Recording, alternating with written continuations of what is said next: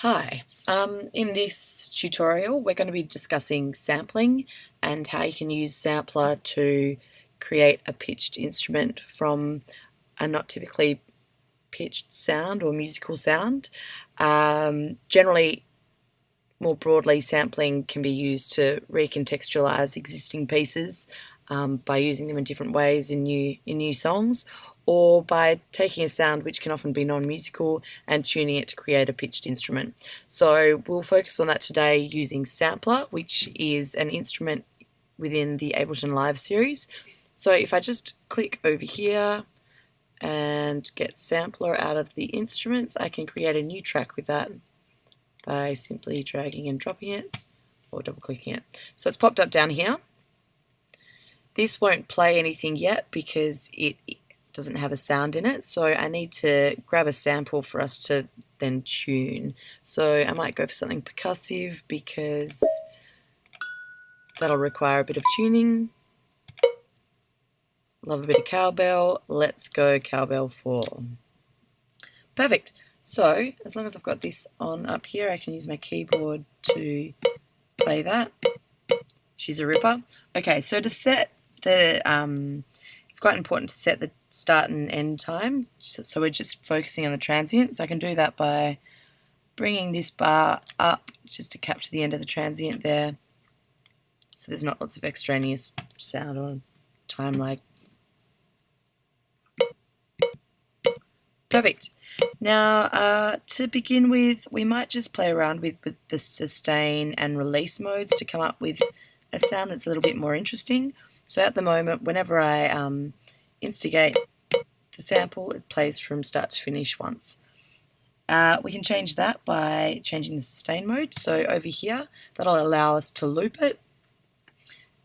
So these taller bars indicate the sustain mode, and if I hold down the key, that's going to loop between the sustain mode bars from front to back, from start to finish rather, and on repeat. Now that's fairly abrupt, so if you want to make a softer sound, maybe we can play around with the crossfade a bit, and it's a little bit more fluid. Now if I hit this different sustain mode, that will loop it differently, loop the tail end so that it goes from front to back and back again repetitively. It sounds slightly different also. It just depends what sound you're going for in the song that you're operating. The release mode can also be adjusted to make a sound that's more specific to what you're looking for.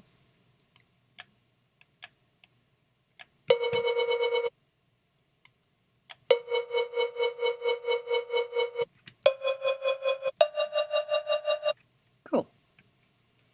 Okay, so now that we've got a sample and we think it sounds amazing, we need to make sure that it's going to play in tune. So whenever we put a sample or an audio file into Sampler, the default root key is C3. So you can see that down here, the root key is C3. So that indicates that whatever the original sound of the sample will play back using the MIDI key C3.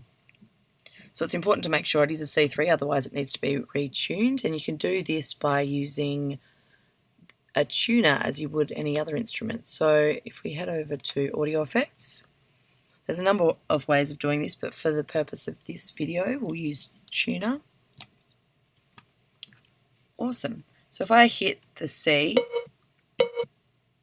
I want to see C here to make sure that it's in tune, but it looks like it's a B to B flat. So to adjust this, I can click on the root key and scroll through to find a B.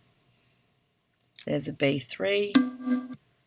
It's important to make sure that you're choosing the closest octave as possible so it doesn't change the sample sound drastically. So B3 sounds like it might be a little bit low compared to the original sound. So we'll see what B2 sounds like, if I can find it. And we're on. Perfect. Great, so that sounds quite similar to the original sample sound, and it's saying it's a B. However, it's fairly off that center point, so we might need to fine tune it a little to get it more accurately calibrated. So if I head to this detune section, I can adjust this to give a more accurate tuning. So that's getting close to the middle now. I might try a little bit further. Perfect. So this is measured in cents.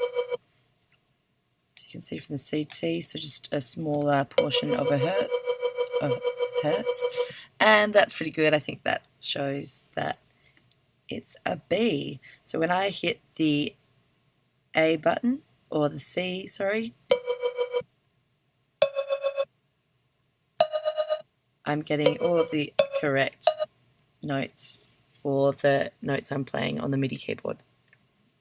Excellent. So up here we've got zones, and so to give a bit of a visual representation of what we've just done, you can see the MIDI keyboard, the range of octaves over here, and this little R indicates that the sample, the original sound of the sample, is B2, and so we've set that as the root note.